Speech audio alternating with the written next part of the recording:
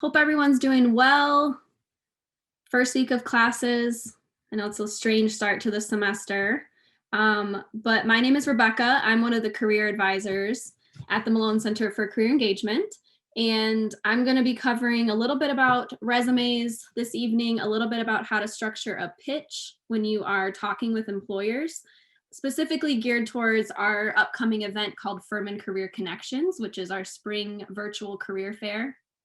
And then we'll also leave plenty of time at the end if you have specific questions on the topics I'm covering or questions about the event itself.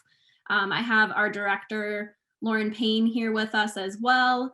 She just waved, and she'll be kind of monitoring the chat for me. So if you have questions, you can pop them in the chat. Certainly when we have open Q&A at the end, you can unmute yourself and ask a question if you'd like to do that as well. But we'll leave plenty of time for questions as we go through. So feel free to let us know. I'm going to make sure I keep an eye on the waiting room and admit anybody. Okay. So, agenda for tonight. I'm going to talk a little bit about what Furman Career Connections is and how it's different, obviously, from our normal career fair, what some of your responsibilities would be as a registrant and kind of how that process works.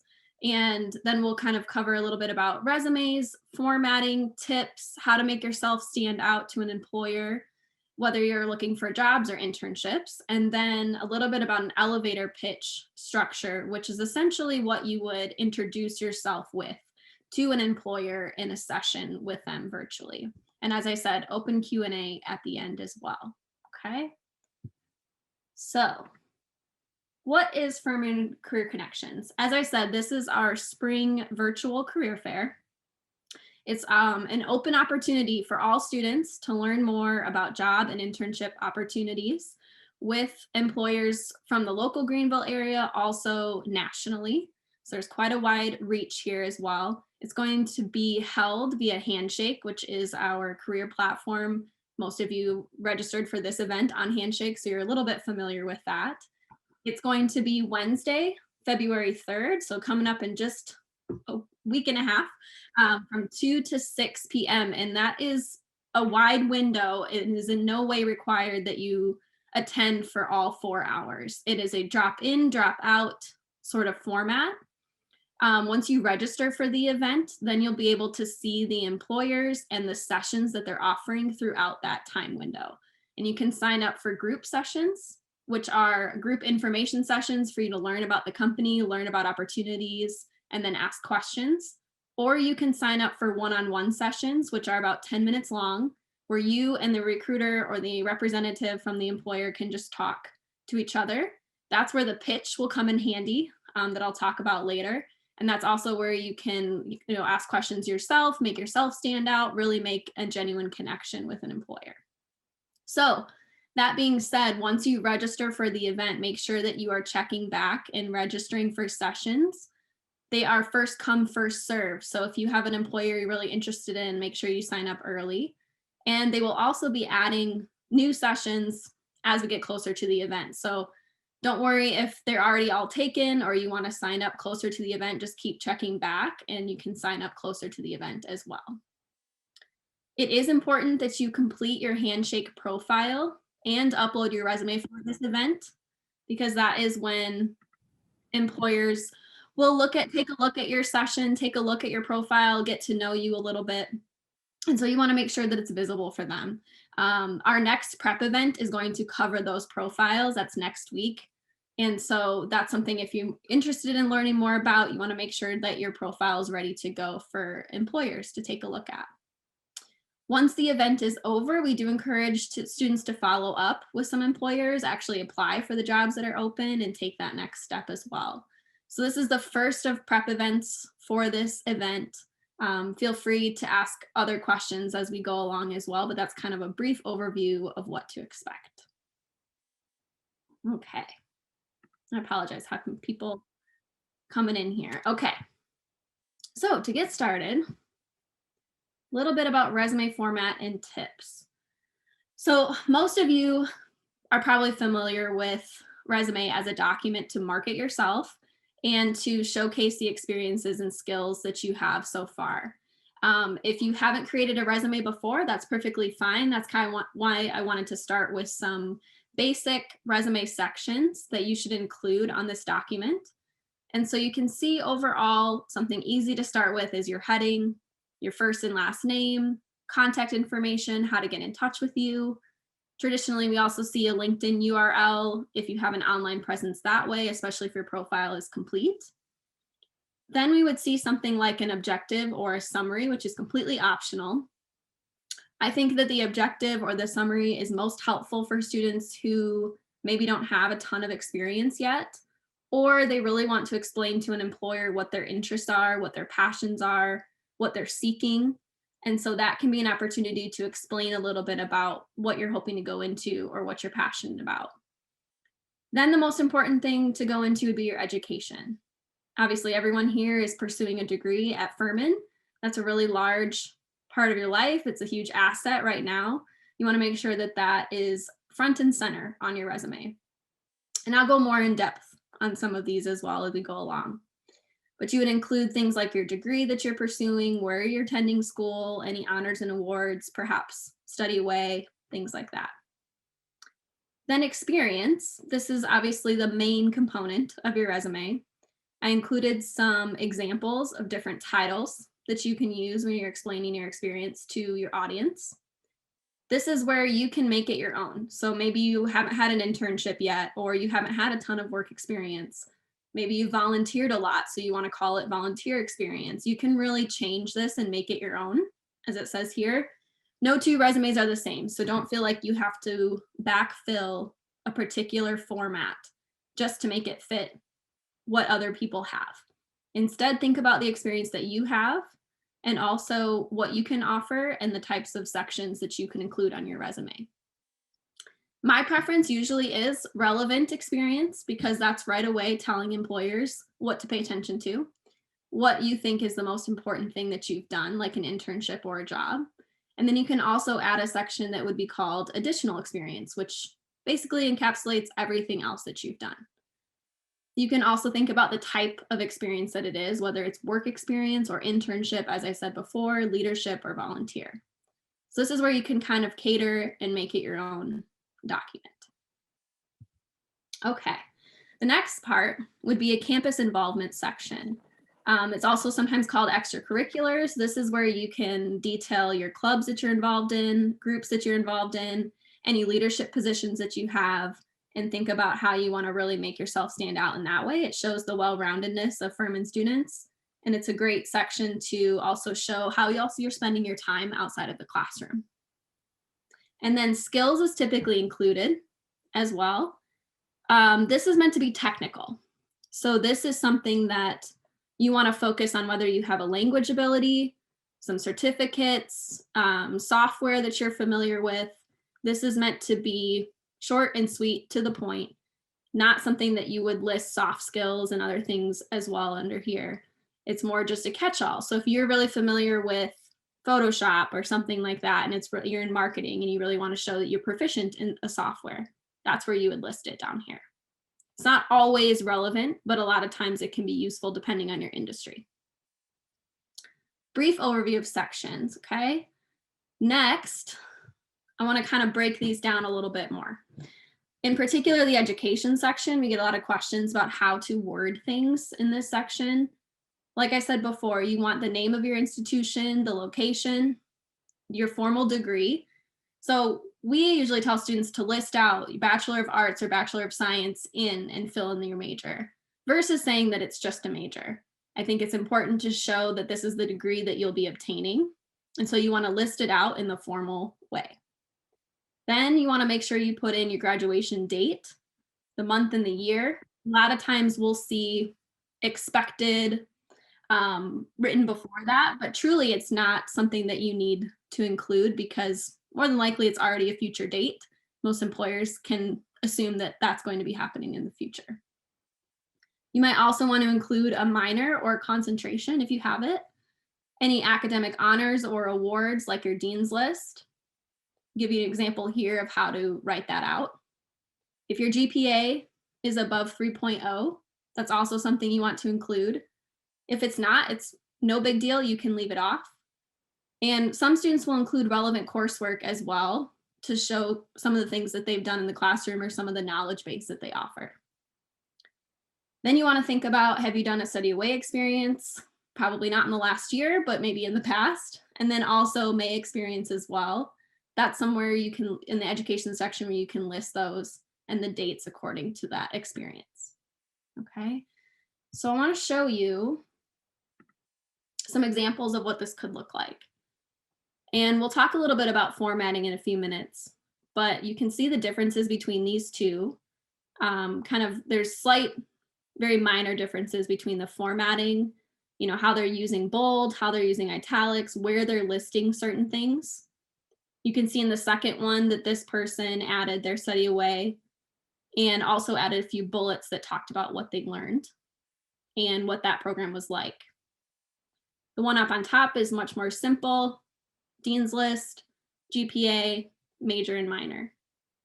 This is truly dependent on the experience that you have and what you offer, but also just your preference and what you want it to look like.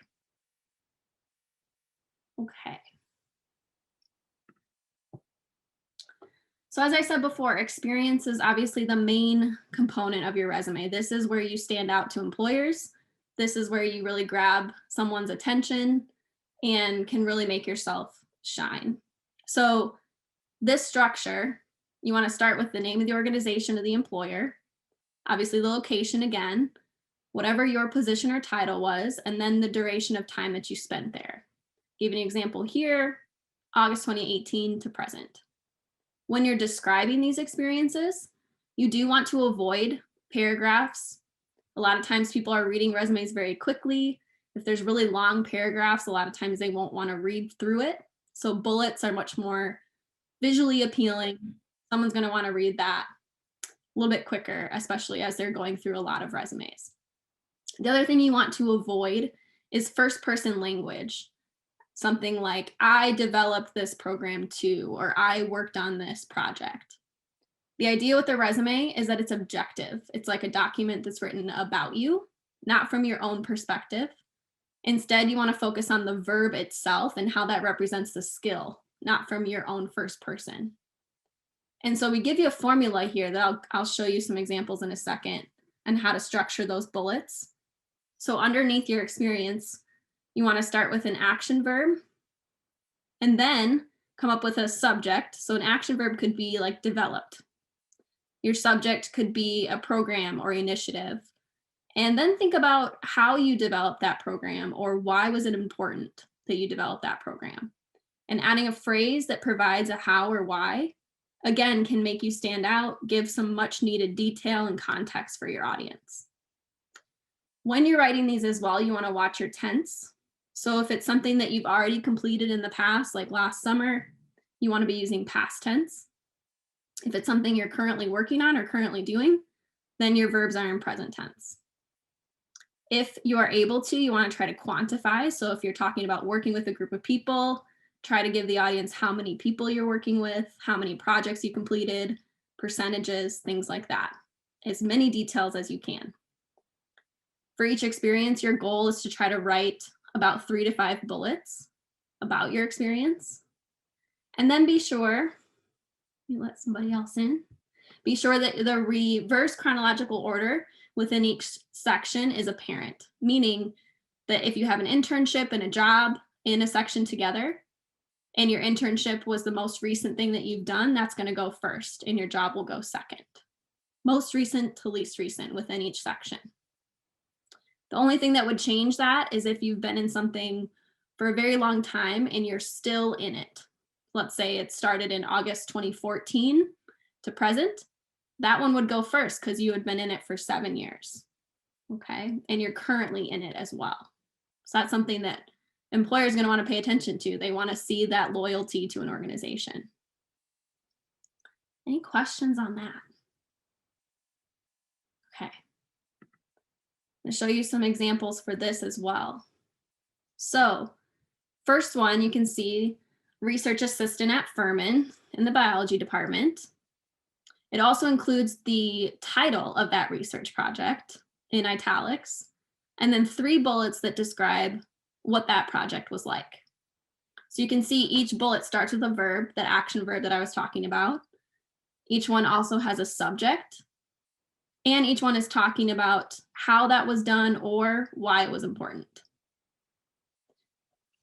Down below, I pulled something from like a campus involvement section, the orientation staff.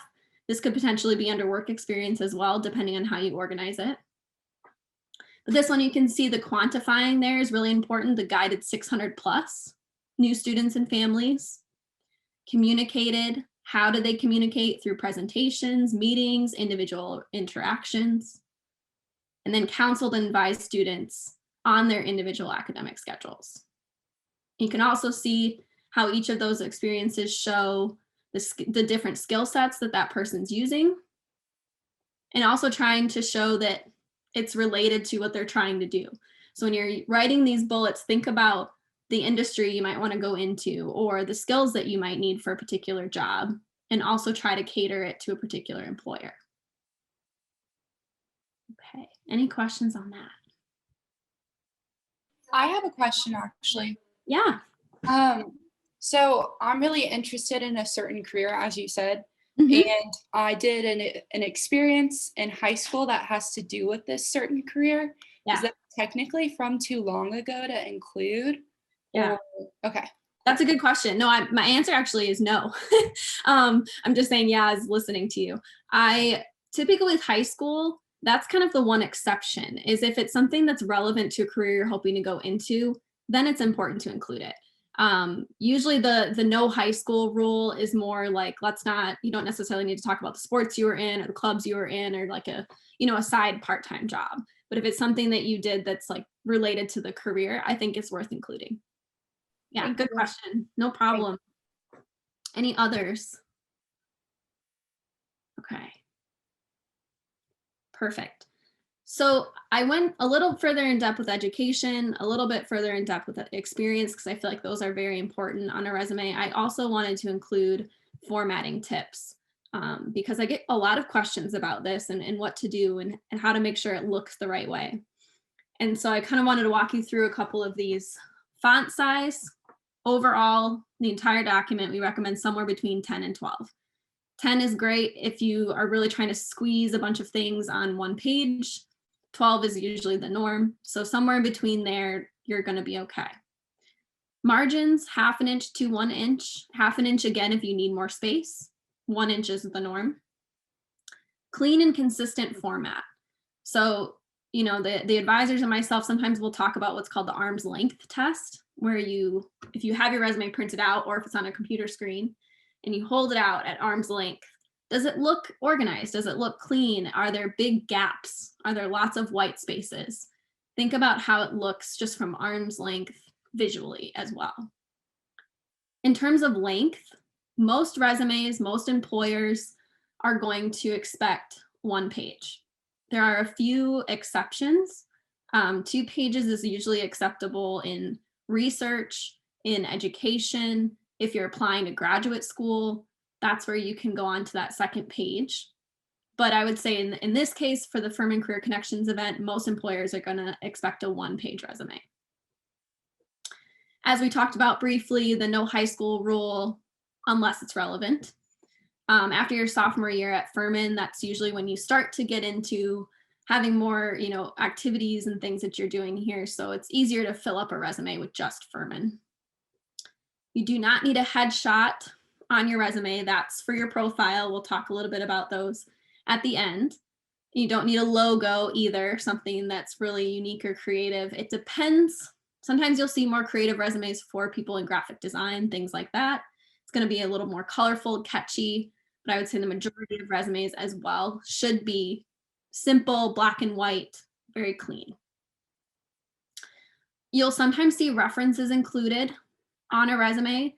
We usually recommend to leave them off, especially because it can give you more room to write about your experiences if you leave them off. And usually an employer will ask for them at some point in the application process, and you don't need to include them on your resume. Microsoft Word is our favorite. It's best for formatting and consistency. It has a lot more, effects and things like that. It's just really simple to use. It's also used across many businesses, organizations, and companies, whereas Pages And Google Docs, sometimes if someone opens it in a different program, it will look different. And so Microsoft Word is sort of universal, much, much easier to use for lots of different documents. If you are submitting a resume for an application or for an event like this into Handshake, we recommend saving it as a PDF and then uploading it, again, to protect your formatting and protect the information so that it looks consistent across platforms. Any questions on formatting? Okay. Awesome, Lauren got it. Okay. Next, we're gonna move briefly into elevator pitch. And this is something you probably have heard of, a pitch or or some sort of like tell me about yourself speech. This is basically where if you are in an environment where you're meeting someone for the first time, especially someone, in a professional context, whether it's a networking event or an event like Furman Career Connections, your pitch is your introduction. It's a way to get to know someone quickly, let them get to know you, what you can offer, the skills that you have, the experiences you have, and then express your interest ultimately and keep the conversation going. So as it says here, short, succinct, should be about 30 seconds to a minute long, an average elevator ride. That's where it gets the name. And think about how you want to structure this. This is something that you can prepare for, be confident in, and practice so that you are ready when you meet with an employer, whether it's in this event or in the future. I will tell you, it's also a good answer to an interview question called Tell Me About Yourself that you'll probably hear a lot about. And so doing this now is just going to help prepare you for the future for other interviews and things like that as well. So I outlined a structure here. Just going to move my controls. I outlined a structure so that you can work on creating your own pitch to use now and in the future. First, obviously introducing yourself, who you are, your name, major, year, all of those things. Secondly, what makes you unique. So you can pick a particular experience you want to describe, whether it's work, internship, clubs, things like that, and how it relates and how it would benefit the employer. So this is where you can give an example, say that you're a part of a particular club and what your responsibilities are and how you've learned from it. And not only that, but how would it benefit you as a potential candidate? Then, what is your goal? So if you have an ultimate career goal that you're trying to pursue, or you're just looking for the next thing to gain experience, why are you there? What's your goal? Let them to get to know you a little bit more from there. And then, as I said before, making a strong conclusion to answer that question. Why are you in this session? What do you want to learn more about? Can you sort of lead into an additional conversation by ending it something like, I'd love to learn more about these types of opportunities or this initiative that I learned about, or something like that to keep it going. Those 4 components in a bulleted format, you practice kind of walking it through, becoming familiar with it, not necessarily scripted, but just so you're familiar and comfortable. You will feel much more confident when you enter that session and have to introduce yourself. And also when you have to answer that dreaded interview question someday that says, tell me about yourself, and you're not quite sure what to say. This is exactly how you would answer it. So I want to show you a few examples of this as well. And these are examples I pulled straight from Handshake. They have a lot of great helpful resources and tools that you'll continue to hear more about as we continue our messaging for this event. I won't read them all to you, but the third one, who's a current student, most of you will probably relate to this, apart from the Goldman Sachs. But it says, I'm Ray, and I'm a rising senior at UT Austin. I'm studying finance and spent last summer as an analyst intern for Goldman Sachs, where I focused mainly on comparative financial performance analysis. So that's that second part that I talked about, where you name an experience and what you focused on or what skill you gained from it. Now that I'm graduating in June, I'm hoping to find a full-time role as an investment banking analyst.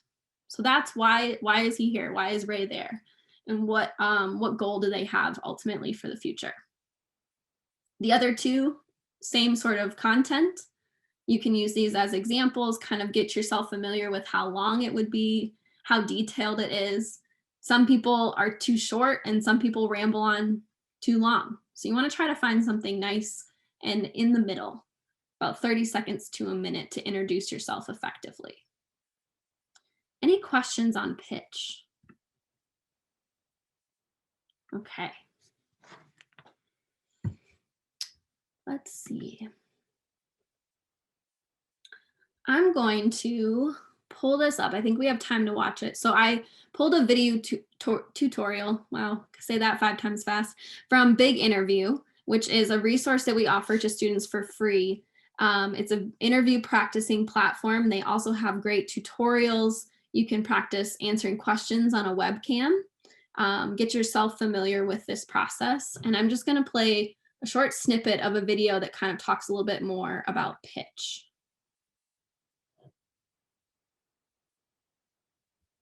One second.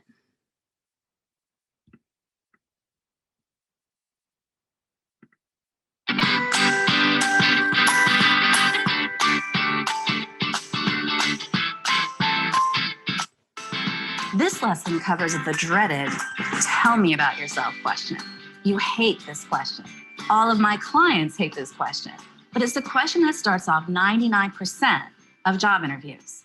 I highly recommend spending some time on this question because it's going to make a world of difference to your interview performance and your results. Let's get started. First, hang on, I just realized you guys can't see the video. Let me stop my share and make sure I pull up the right window. Hang on one second.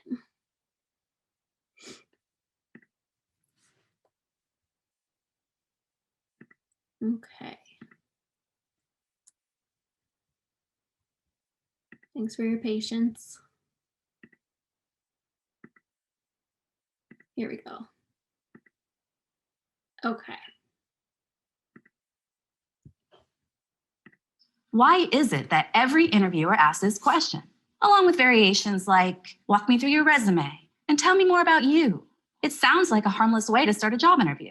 It's very open-ended, not particularly difficult. Everybody should know a little something about themselves that they can talk about, right?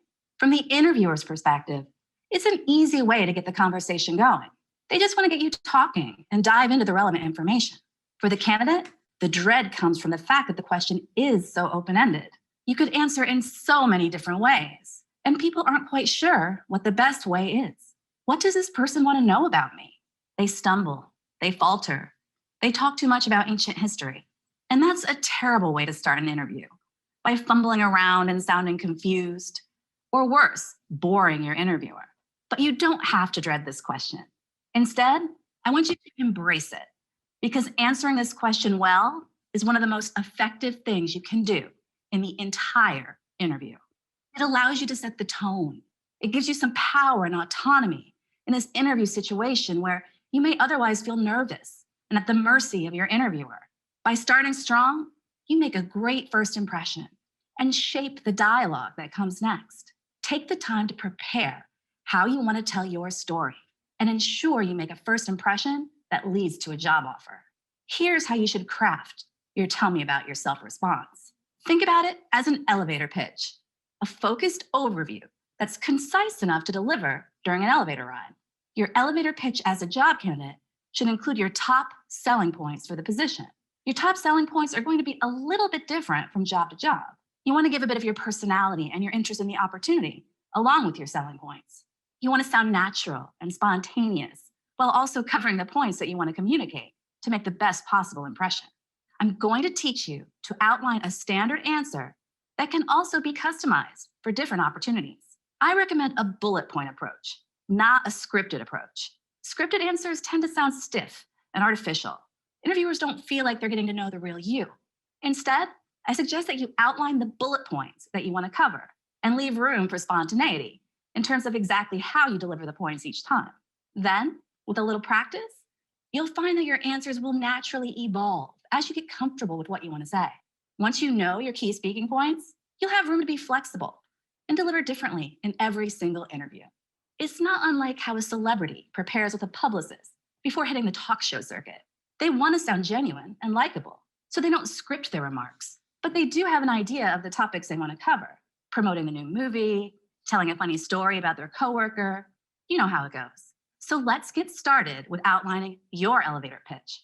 We've got a great 3-step formula for you. Step 1, who you are. The first key component is a confident, compelling statement of who you are professionally. The most common mistake I see is candidates starting this answer by going back to the beginning of their resume and walking through their experience chronologically, and often in way too much detail. This approach is weak because it leads with out-of-date and irrelevant information, instead of leading with what's most impressive about you right now. For most candidates, the best bet is to lead with a bit about their current or most recent position, as well as an overview of the breadth and depth of their related experience. Let's take a look at a couple of examples to give you a sense of what I'm talking about here. So here's our first candidate. Who are you? Well, I'm a recent Columbia MBA graduate with a strong background in the pharmaceutical industry. This puts the emphasis on that shiny new MBA and the candidate's industry experience. Here's another approach from a different candidate. I'm an experienced HR executive who has managed all aspects of the HR function, from recruiting to training to benefits. This is a nice big picture, high-level introduction for someone who has a diverse skill set within the HR function. It concisely summarizes a diverse background. Now let's look at a not so good example. Well, I grew up in Cincinnati. As a child, I originally wanted to be a fireman, but later became quite interested in dinosaurs. I excelled in the sciences from early on, placing first in my 4th grade science fair. You know, funny story about that. Okay, way too much information. Sadly, the interviewer does not really care. And I realize this is an exaggerated example, but trust me, I've heard a lot of people go the TMI route. The idea here is to start strong and grab their attention before getting into the details. Tell them how you want them to see you. Step 2, why you're qualified. Step 2 is kind of like the meat in the sandwich of your tell me about yourself answer. The idea here is to plan in advance which details to share that are most likely to knock the socks off of this interviewer. Remember, your interviewer doesn't have endless amounts of time. Focus on 2 to 4, maybe 5 points that you'd like to make. The goal is to keep the whole answer under 2 minutes total. So think about it. What are those 2 to 4 points? There'll be more time for detail later. So focus on the biggest selling points, the stuff that you think if you were the interviewer would make you perk up your ears and say, this is interesting. This could be a classic reverse chronological overview of your last few positions, or it could be a list of key accomplishments tailored to the job requirements. So let's look at an example here of how you might present that middle piece of the answer. I spent the last 6 years developing my skills as a customer service manager for Mega Company Inc., where I've won several performance awards, and I've been promoted twice. I love managing teams and solving customer problems. This is a very concise example, and yours can certainly have a bit more detail. Just keep in mind that the overall answer should be no longer than 2 minutes. What's good about this answer? Well, the emphasis is on relevant experience, and not just that, but proof of performance. It's not just a summary of job duties. A lot of people make that mistake, both on their resume and in the interview. When asked about what you did somewhere, you're not just going to rattle off the duties that any human would have done in the position. You're going to focus on what you did that was above and beyond. Accomplishments, competencies, all of it tailored to what's relevant for the job you're interviewing for. Step 3, why you're here. This is your chance to express enthusiasm for the position in 1, maybe 2 sentences. Keep it short and sweet here. Here's an example of one way to do this. Although I love my current role, I feel I'm now ready for a more challenging assignment. And this position really excites me. This is very general. You could use it for a lot of different positions. If you can make it a bit more specific for the job, even better. But something along these lines will work well. You'll have time to get into more detail later to show that you've researched the company, to show why you're a great fit for the role. The goal in this moment is to wrap up your pitch in a concise, confident way and show your enthusiasm. Once you've got bullet points for each of the 3 steps, it's time to put them all together into a polished, powerful elevator pitch.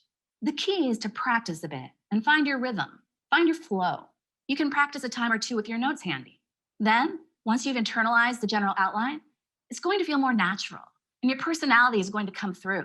To give you an idea of how it can all come together, I want to share an example answer. Here's a candidate with their version of the answer to, tell me about yourself. I'm a human resources communications specialist with more than 5 years of experience. For the last 3 years, I have been in charge of HR communications for the Hartley Company. In this role, I manage a team of 3 people, and we handle all benefits and policy communications to a staff of 8,000 employees. Prior to this role, I started my career as a human resources coordinator at General Financial, where I learned a lot over 2 years.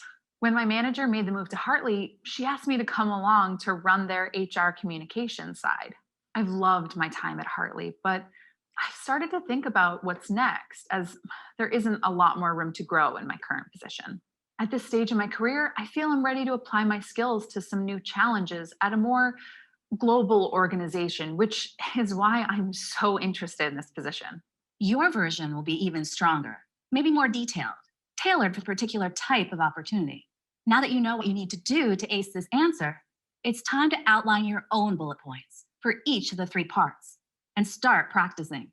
Big Interview has more sample answers and a fantastic practice tool to help you make the best possible first impression. With that all important, tell me about yourself. All right. So let me hop back here. Hopefully that was helpful and also just kind of gives you a taste of what Big Interview is all about. That's a fairly new resource. We added it last spring. It's helpful whether you're applying for internships, applying for jobs, applying to graduate school. They have very specific resources that are helpful to no matter what you're applying for. As it says here, if you want more practice, visit Big Interview at furman.biginterview.com and you can create a free account and start practicing those things. It's also recommended for Furman Career Connections because you can practice on the video and see how you sound, how you look, what your background is like, and make sure you're ready to go. And hopefully that also helped you with the pitch. I know that a lot of those examples, people were more advanced in their career. So if you can translate it to where you are now, that's the idea in terms of who you are, why you're qualified, and why you're there. Any questions on your pitch? And how to write that? Okay. So I wanted to make sure I leave you with some information about our office and what we offer as well. Right now we're offering virtual phone and email appointments to help you prepare for this event, but also any of your needs in terms of career development, no matter what level you're at. So we have all of our appointment types listed here. If you want a more direct, approach with your resume, review and feedback, if you want to practice interviewing, if you want to talk more about the event or your job search or graduate school in general, feel free to reach out to us and schedule an appointment on Handshake. We are located in Trone 209.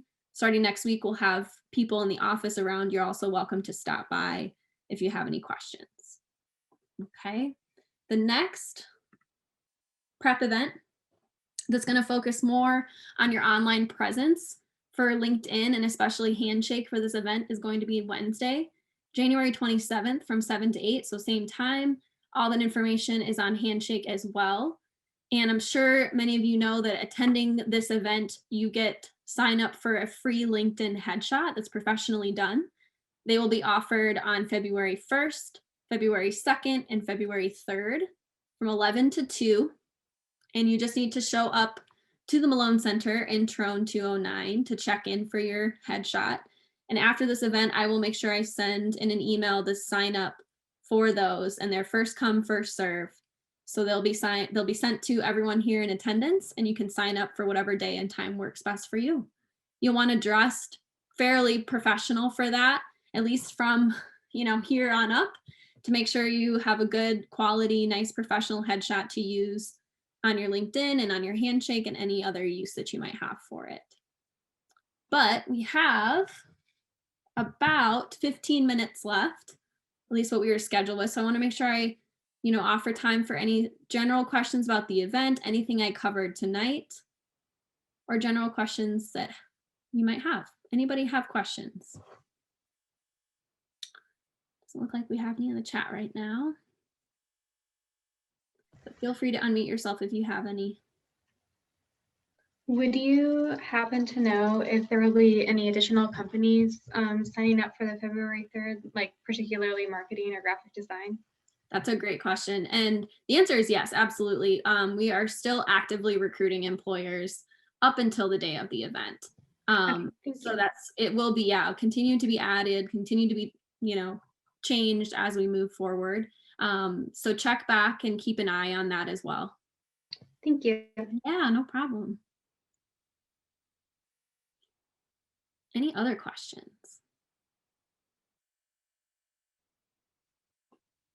And if you ever, just kind of along that note, if you are looking at the list of employers and maybe you're not familiar with who they are or what they offer, or if they're looking for something that you're interested in, you can always reach out to one of us. You can send me an email, you can send it to just career.engagement@Furman, and we'd be happy to tell you more to get you connected with an employer. Any other questions? Looking through. Anything that I missed, Lauren, that you want to add? Sorry to put you on the spot, but I just want to make sure. I know you're good. I was just going to reiterate what you said at the beginning is, you all need to make sure to register for the fair, but in addition to registering, it's a little different than in the past when the fair's been in person and you can just kind of show up and meet with whoever you want to. This year, you want to make sure to sign up for those sessions. So either the group sessions, which are open to 50, or the one-on-one meetings. The one-on-one meetings are going to be 10 minutes. The group sessions are 30 minutes. And what I would say about that is there are still some companies that haven't added their sessions yet. So it's important to keep checking back. But I'd go ahead and sign up. If you see an employer that you're interested in, make sure that you sign up because they will have limited one-on-one opportunities. So you want to make sure to go ahead and schedule those now before those do fill up. So I guess just make sure you're signing up for those sessions, but also continue to check back because as Rebecca mentioned, there'll be some more employers. Just today, Prisma signed up, I noticed. So there's still some more employers that are signing up. And then there's some employers that have registered, but they haven't actually put their availability in there yet. So there'll be more sessions available. So you want to just kind of keep checking back probably all the way up until the day of the event. So just keep checking back. Awesome. I have a quick question. Mhm. What email should we send to if we have if we want to make an appointment for one of the individual? It was on the slide with the picture of the Oh, yep. loan. That was just the staff of our office themselves. Yes. Yeah. So you can email one of the advisors directly. The easiest way to make an appointment is to log into Handshake. This link right here, furman.joinhandshake.com. Okay. It's a single sign-on. So you use your same Furman network ID and password they use for everything else. And then there should be a career center tab at the top, and then it drops down and you can see appointments and you can follow the steps to request. Okay, perfect. Thank you. Yeah, no problem. Good question. Anything else? Okay. Well, I'll hang around for a little bit as well. If anyone wants to stay and chat or ask another question, you can always feel free to reach out to me via email as well. And career.engagement is our general email if you have questions. But I will be sending out the Sign Up Genius for LinkedIn headshots. Thank you all for attending. If you have any questions, let us know. Appreciate it.